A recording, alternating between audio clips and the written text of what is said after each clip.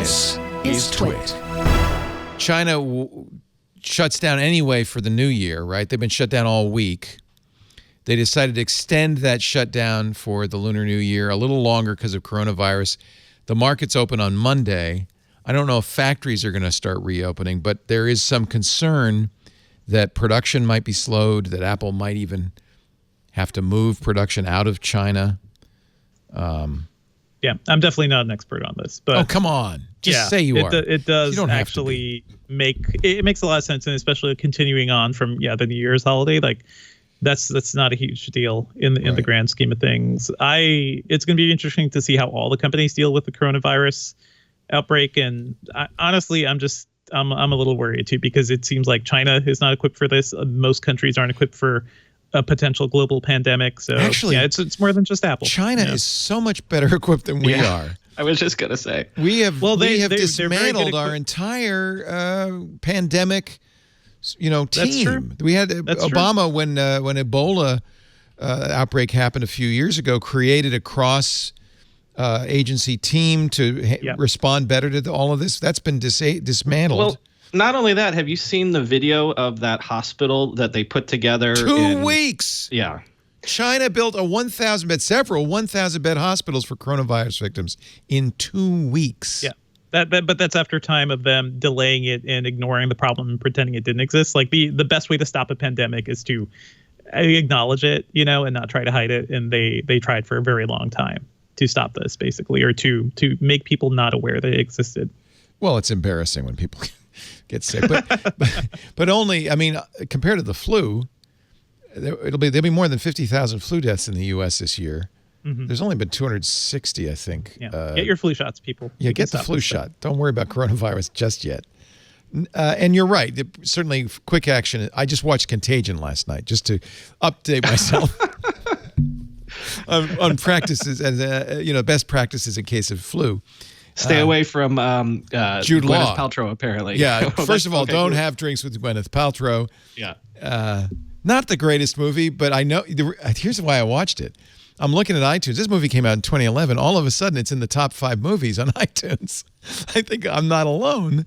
People go, what do you do? It's funny. We process our anxiety by watching movies, basically, these days. So nowadays, the worst horror movies are those. In fact, I have to, now that I'm thinking about it, there's a reason. There was a guy at Cal who was an expert in sick joke cycles.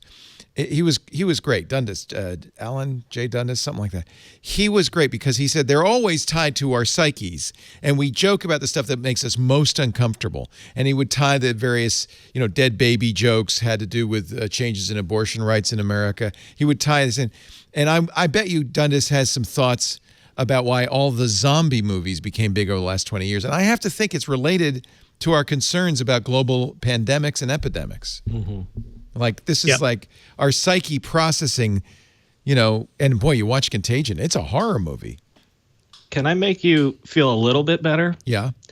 I did, on my long read segment this week, I did the New York Times piece about coming up with vaccines. And according to the piece, in 2003, when SARS broke out, it took researchers about 20 months to come up with a vaccine after the genome was sequenced.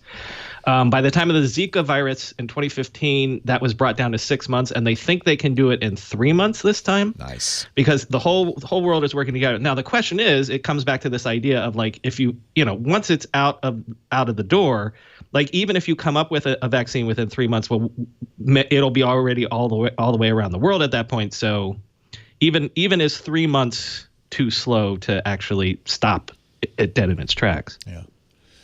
Forget 1917, Academy Award nominated film about World War I. We should make one called 1918 about the flu pandemic of 1918. That killed what? It was a huge millions. Yeah. I'm surprised that's not I think. Jeez. Yeah. That needs to be like a Netflix series or HBO series at this point. There's several great documentaries on it. I think one of them's from PBS, actually. Yeah.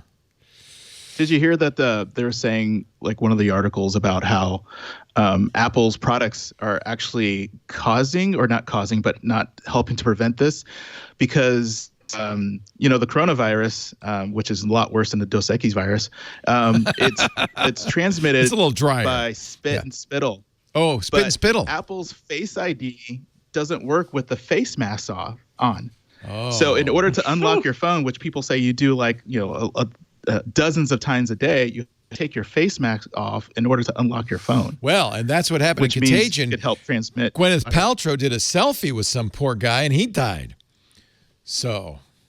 Well, Wesley, I actually thought about this week. Like, could we get? Please, I'm not I'm so glad, rumor Brian. monger.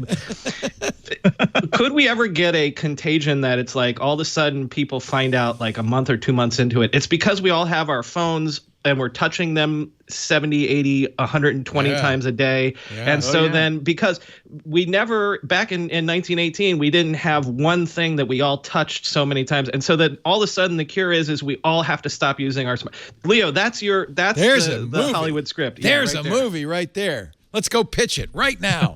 What we need. They already make smartphone like sanitizers, basically. So like I'm sure like everybody will just start using those things like crazy. Who can forget Douglas Adams in Hitchhiker's Guide to the Galaxy?